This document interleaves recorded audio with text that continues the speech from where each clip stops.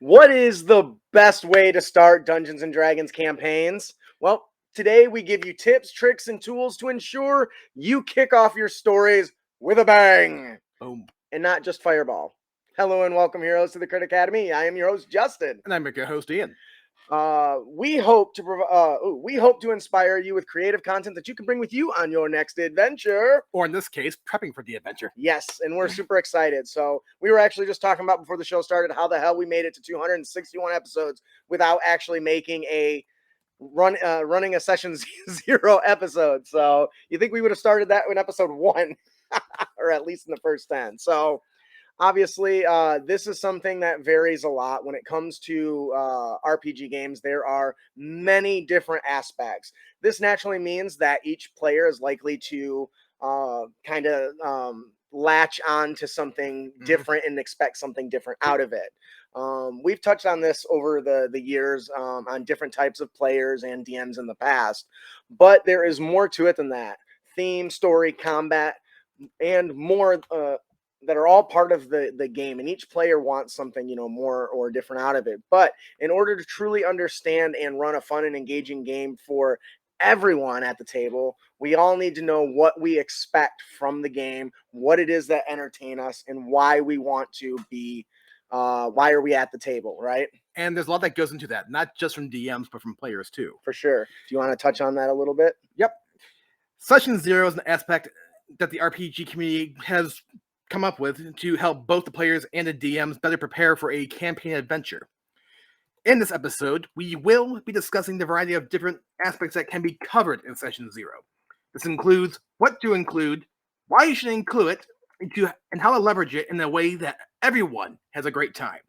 Now, join us, share your thoughts during the show. That's what chat is for. Yep. And we want to know what you all think about Session 0, what makes it successful, and what are some pitfalls that should be avoided. Right. Now, for me, one of the very first things that I like to touch on is the hard and soft lines in a game. Everyone in the world has their own experiences in life, and unfortunately, they're not all good. And so as a team of friends and players, part of our job is to avoid doing anything that makes anybody upset. Now, I know there's probably a bunch of people out there, snowflake, blah, blah, whatever. It's all about caring about the people around you. And if you want everyone to have a good time, you need to know what the no-nos are. And at the same time, there's kind of a level of maturity there you have to gauge too. Yes. As somebody that runs games for a variety of age groups, that hurt. I have to change the way I run the game based on the expectation and the maturity level of the game. So when I'm talking hard lines, I'm personally comfortable with blood, gore, and describing the breaking of bones and the gushing of eyes as somebody's eye gets ripped out. Yeah. But not everyone is into that.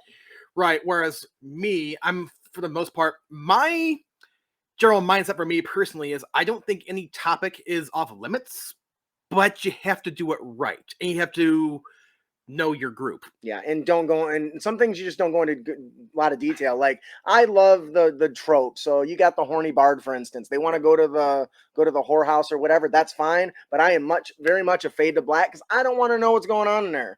And so for me, that's a hard line that I draw at any table because I don't want to sit and watch people have verbal sex in the table, That'd be kind of weird. There's some people that want try hard to avoid the topics of like slavery or the inclusion of children in danger, right? So one of the first things you want to do is figure out where those lines are. A parent at the table with a newborn kid probably isn't going to want to hear about how they have to hunt down a 11-year-old girl that's been soul has been taken, or body has been possessed by some sort of alien monster. That's just not cool with them. And this is the opportunity to talk about that stuff and get it all out there so the DM can design the story and the encounters appropriately. Although I'd totally be digging that just because it's a lot of depth and adds a lot more ambiguity and gray to the situation, which some people would love. That's another thing. Ambiguity is kind of my jams, but I know that's not for everyone, right? Now thinking a post I saw just the other day. Dude, have you seen Berserk and the content that's in it? Yes, that's why it's labeled mature.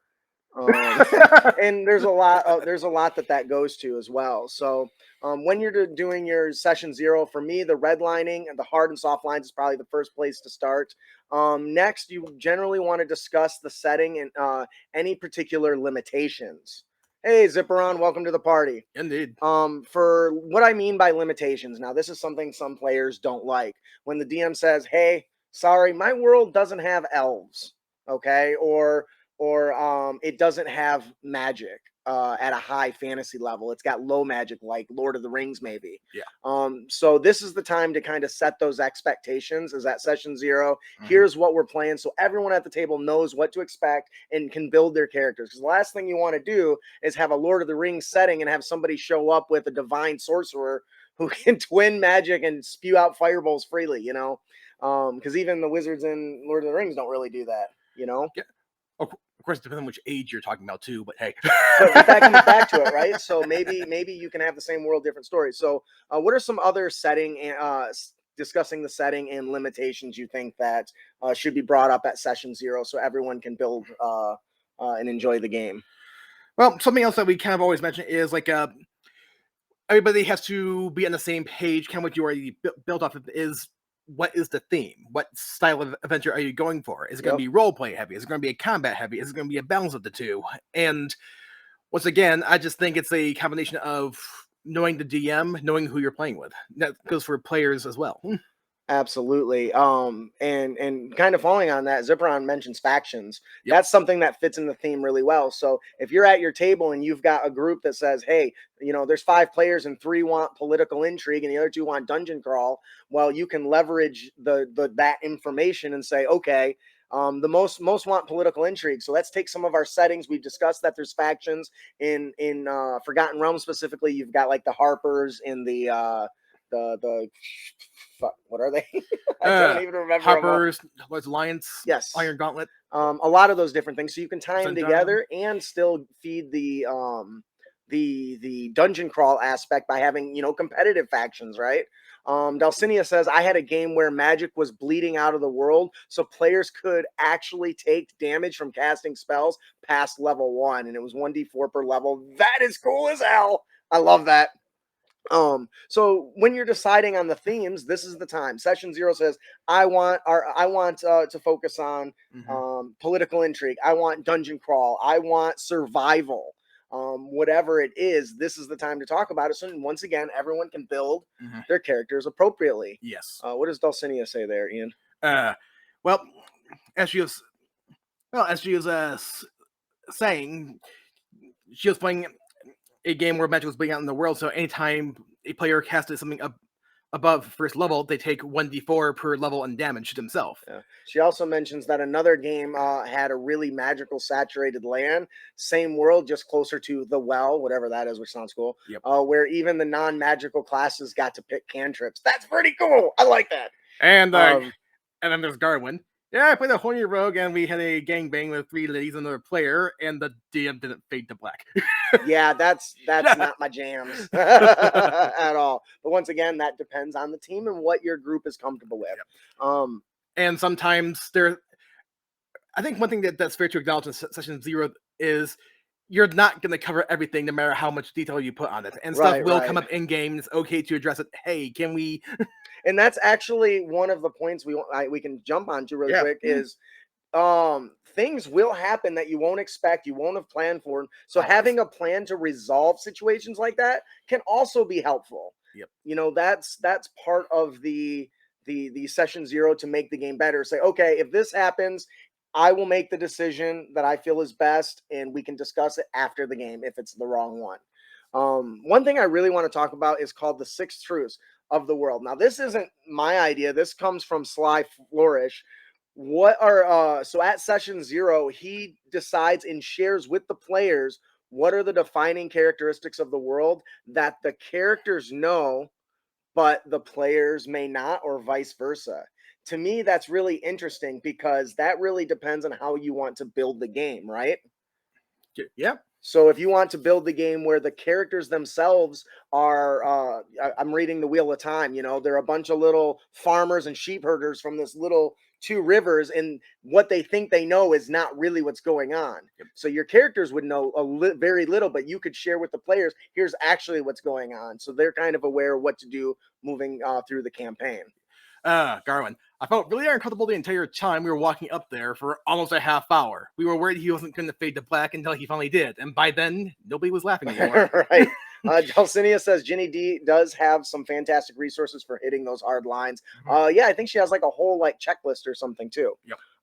So definitely a good opportunity at Session 0 to talk about the truths of the world and set those standards. The one thing that I really love about Session 0 is an opportunity to build the characters together and form bonds with each other. Oh, yeah.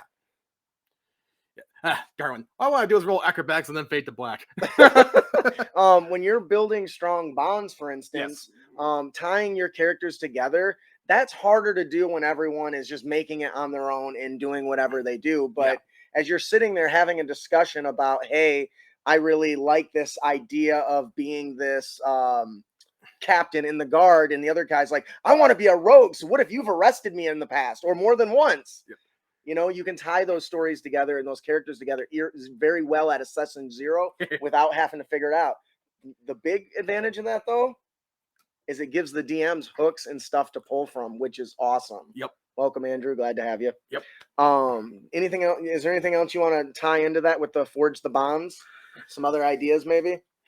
And going off of that, they also touch on identifying the motivation for your characters for why they want to go on the adventure or how they tie into everything. And going off that, what aspects of your characters do you want the DM to focus on? So I think that's a really good point, Ian. When you're at Session 0 and you're forming your bonds, going on to why your character wants to be on adventure.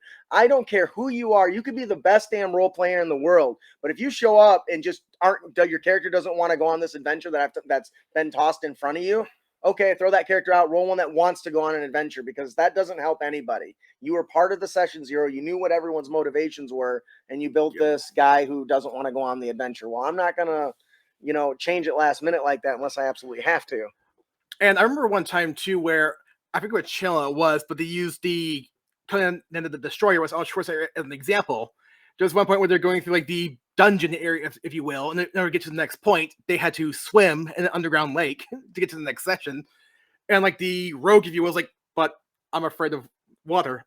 Oh no. And the rest of the group like, oh well, and dove in, and the rogue basically just like sat there, looked at water for about a minute, looking nervous, but then breathed deeply and went, they need me, and dove in.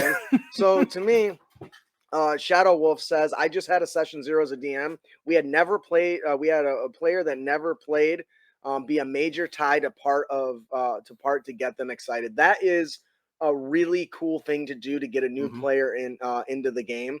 I would, Shadow, I would give you some advice to be careful about doing that too much outside of that, because it's easy to make one character shine over the rest, and that's something as game masters we want to try to avoid. But using that as a hook to get them in is genius. Kudos to you. What's Dulcinea saying right there? And Dulcinea's like, she has 2 campaigns going on right now. One had no Session 0, and she like literally cried with stress trying to get the party together and the campaign to start. The other one did have a Session 0 and was way more fun to play. And that's a that's a pretty common thing. Unless you're a DM that can just do it on the fly. And some can, and amen to you for being able to do that, because I can't do that. And I think some players can acknowledge, like, okay, technically I don't feel like my character would do this, but this is the game and we do need to move along, so... Right. well. And kind of touching on the motivations and what you said earlier, this also gives you an opportunity to tell the DM what you want your character to focus on. My character is seeking revenge for somebody that killed his dog, for instance. and the DM can take that and turn it that he's now part of this whole ex-assassin thing and is out for blood because somebody killed his dog that his wife gave him. If you don't tell your DM that, they're just going to make what they think you want. It's better just to say, I want this to happen with my character. And Session 0 is the best way to do that. And when the DM makes what a player thinks they want, results are definitely going to vary. They're about as random as a D20. Actually, kind of interesting point, too. This is not really a Session 0 thing, but there are points where like some players will go, oh, my character would never do that. And they should not be saying, my character would never do that. What they should be saying is, okay, what would make my character do that? I like that. That's really good. Yeah. That's a good player tip. We Yep. should write that Yep. down. Kind of why I said with the whole I'm afraid of water, I can't swim kind of Mhm. thing earlier. It was like he felt responsibility for the group. Yeah, I don't see, and that's, but I guess that's not necessarily the Best example, but you get the yeah, idea. yeah, I get you. The other thing that I think really is great to discuss at session 0, and we were just having a discussion about this thing Yeah. before the show started, about whether you are rules heavy, rules light, or rule of cool type of Yep. table, because not every table is made for every No. player. And as we were saying, I was just saying, we just had a discussion about this where some people may like one thing or another. Maybe they want the hard, fast rules. They want to know exactly what my character is capable and don't want it wishy-washy. And that's okay. That's the time to talk about this. Whereas, like, I've been in some sessions too where, like, I was playing with a group who are hardcore into immersion, like sound effects, music, and everything. But I got to the point where, like, okay, this is getting really distracting because the volume's way too high and so on and so forth. Absolutely. It's like they pushed the motion so hard that actually took me out of the game. If that makes any sense. Yeah, and there's a lot of things that can be distracting. So that's another thing you can bring up in your session. You know, what do we want do we want music in the atmosphere? Do we want to dim the lights? You know, how involved do you want to do it? Get into that. And also, we had a couple character concepts toss out too. There, kind of interesting. Like one guy, like I had a fighter who had the soldier background, but was an archaeologist, and he knew the rogue who was good at scouting and knew how to find traps. See, and that's a really great example because you managed to tie the two characters together. That's awesome. This is also session 0 is also a time to talk about one of Ian's favorite thing, battle map, or my favorite thing, theater of the mind. Or are you going to have a mix of the two? Do the players need to be bringing minis? Are they going to be using them regularly, or is it going to be an occasional thing for the big complex boss fights? Yep. And both theater of the mind and battle maps have their place, and different people get different things out of them. Where like, or people's like impressions can be different. Like you, like for example, you've said you at times find battle maps too limiting. I'm like, for me, it's the exact opposite.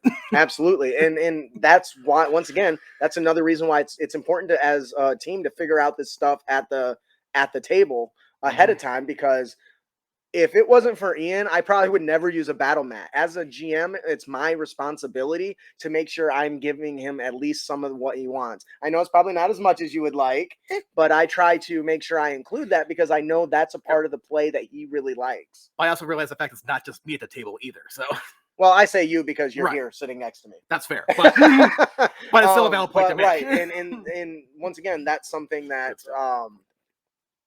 is discussed during the session, or during the session 0, so I know to include those sorts of things.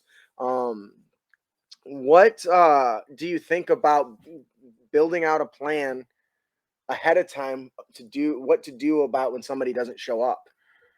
Oh, and Matt's like, I remember seeing Ian doing a monthly campaign with people at the local store where they used a plastic transparent tarp with a grid and used dry erase markers to build a battlefield. Yep, I've done that. Yep, that's a really great way to do that.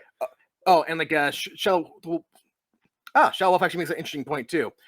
Like what rules are allowed, what races, and are third-party books allowed? Absolutely. So there are some DMs that will let you use whatever you want. There's others that'll only stick to WotC. If you only stick to WotC, I would like to give you just some advice. Consider expanding out to some of the third-party content people. I'm not just saying that because I publish some of that stuff, but because there are Wizards of the Coast makes great content, but there are other people out there that make amazing content too. Yep. But both approaches are understandable too. So anyways, back to what I was saying. Yeah. Building, this is an opportunity to discuss with the team what to do about that when somebody doesn't show up. Yep. So is the DM going to just zap them away and everyone's just going to pretend they don't exist? Is the DM going to just RP them? Is another player going to take over? This is the time to talk about that, and it can really help when that doesn't happen. Likewise, at what range do you decide to stop playing? If you've got 4 people, will you go missing 2? Yeah. Or will you be like, if we'll miss 1, that's great. If it's 2, we'll do something else. Like, I remember like the game I used to run for my brother in that group. There was about 4 players there, and like you said, we never really discussed it as a group, I suppose, in hindsight. But for the most part, though, we assumed the character was present, but in combat was not necessarily active. But if they were like a spellcaster, for example, we might tap their character for some buffs ahead of time before we can do what we know will be combat. Yeah. But then, but other than that, have them take a step back. Yeah. Andrew says, as an owner of Forgotten Feats, I gotta recommend third-party stuff. Yep. I sure hope he's saying Fantastic Feats, Yeah. or maybe just plugging somebody else's content on our show. Because like I remember one time too, where a Dragon Age group I used to play with, I showed up late to a game one time, and I was like the only spellcaster in the group who knew healing spells, so they ran that character without me. And when I finally did show up, I was like, "Oh, my character's unconscious on the ground in the middle of the fight." That leads into a really good segue into what Session Zero is a great place to talk about. What are you going to do about character death? Yeah. Is it permanent? Is it a slight inconvenience? When somebody gets dropped to the ground, is there going to be what is the repercussions, if any? This is the time because character death is inevitably going to happen in your game. Happened Friday. Yes, sorry, Ian. Don't apologize. Merle got the shit kicked out of him by animated chains, and it was glorious. You rolled that 20. I rolled that one on my death save. You delivered the third hit. Sorry. But anyway, so character that Session Zero, you want to talk about that because it is very easy to get attached to your characters and not want them to die. You want them to. It can be sad. I cried one time when one of my characters. I played a character for like 6 years and then it died, and I was like, no. How many years did I play Merle for at this point? It's been a while. Yeah. So because he was starting the Avernus campaign. Yeah. Yeah. So at least 3, at least. Anyways, Shadow Wolf says, I remember my first ever DM let me have a one-on-one session as I missed some key parts. I missed some key parts where I had to miss because of work, and so I wouldn't feel left out. That is really, really a great thing to do. Yeah, Matt. Merle Wolf had a chance he didn't roll in that one as death save. That did not do any favors, that's for sure. Right. So the other thing I think is important to discuss at Session Zero is the handing out of loot. I don't know about Ian. I can only speak for myself. I've been in groups with greedy ass players. Yep. And it drives me insane. It is horrible. Some people suck. And yeah, I definitely know that. Like my brother, I like him, but he's running a barbarian character, especially at low levels, and came across but that's mine. And that's in that Session Zero is the time you're going to want to talk about that because and to be fair though, he was at the time a relatively new player too, so and I definitely looking back, like, yeah, I've had some of those behaviors too when I first started out, so I can't really fault him too much for that. I mean, and I can, but and it's kind of like in I can. Yes, I can. But I'm just saying, I realize that some of that stuff comes with experience too. Yes, and oh yeah, that's a good point too. Shadow Wolf, are you guys doing milestones or XP leveling? That is a great one. I ditched XP leveling years ago. I got so sick of tracking that shit, and I got sick of making sure they got enough combat to go up to next level so I could take them to the. Now, I know I would like to hear your opinion on this because I feel like we are able to complete more content through more of the books because we go through the milestone. How do you feel about that? Overall, I think I do prefer milestone overall too. Although I will mention with XP though, most people apply it for combat, but I've seen a lot of other RPGs or DMs just to be house roll for 5th edition. Okay, you didn't kill these guys, but you managed to roleplay your way around it, so I'll still give you the experience for that combat because you still dealt with it in a way. Yeah. See, and there's some DMs that don't do that. Yeah. And that drives me nuts. Yeah. I remember I managed to bypass an entire combat encounter by using rations and prestidigitation to flavor them. And it worked really well in one session. In another session, I did the same thing, and the damn wolf still ate my ass. So, do you remember that, don't Phrasing. you? You were there? Oh, sorry. Oh, no. Anyways. Or that one time I bypassed combat with a clipboard. Sample inspection. Dalcinia says, oh, my word. The looting thing has been a thorn in my side for so long.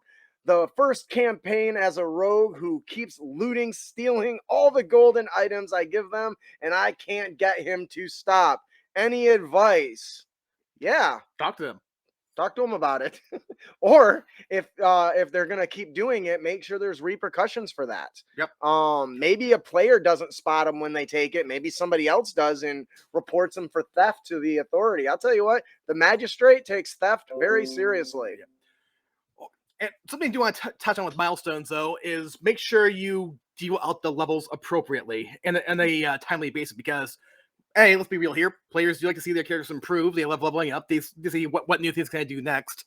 And B, think how annoyed some players would be like, okay, we just gone through how many dungeons and we're still level 3? Yeah, I can understand that, and I might be guilty of that sometimes. I'm not calling you on particular. No, I know, yeah. But I know I am guilty of that. The one thing that I want to touch on before we move on here is when you're in regards to Dulcinea's question about the thief. In the episode we covered called Law of Lands, there is a systematic guide for punishments, and I'm pretty sure theft is gets you prison time. So if somebody catches the rogue stealing and they get prison time, make that player roll a new character until that time is up. Ooh. Coin scarabs didn't dissuade him. Oh, yes. I love me a good coin scarab. The team spent 3 rounds debating whether to save him or not, and he still does it, even after they've talked to them. And sometimes, you know what? This is actually kind of a good point to touch on. I'd let him die. Okay.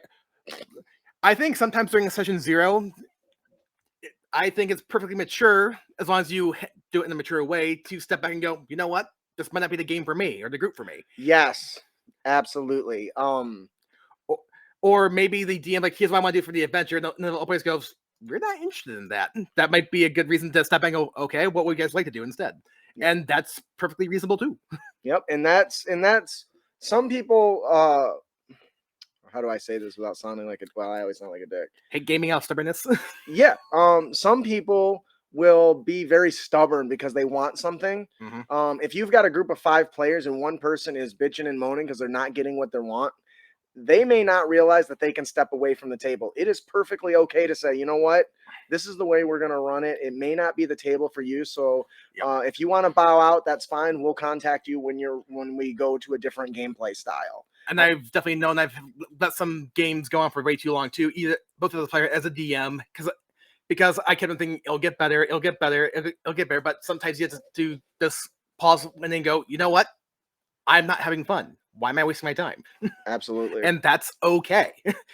Just be civil about it at the very least. Yeah. So Dulcinea did try the coin scarabs, but the guy still and did jail time, and the new character still does the thing. Wow. Well, make jail time longer. First offense a month, second offense a year. 10 years later, he's still in prison. Maybe you even let the other players put him in a stockade and whip his ass. Yep.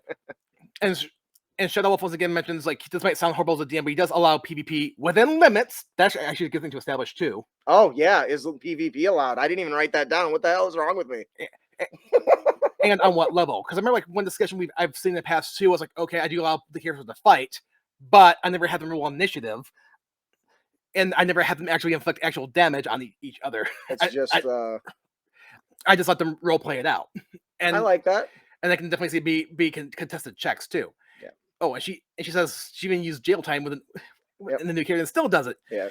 And you know what? Even though this is not the topic, sometimes it's okay to acknowledge I have a problem player. It's sometimes okay to just cut a player go, saying. Yep. Or you could talk to him, say, "Hey, look, this is a problem. The team doesn't appreciate it. Sounds like if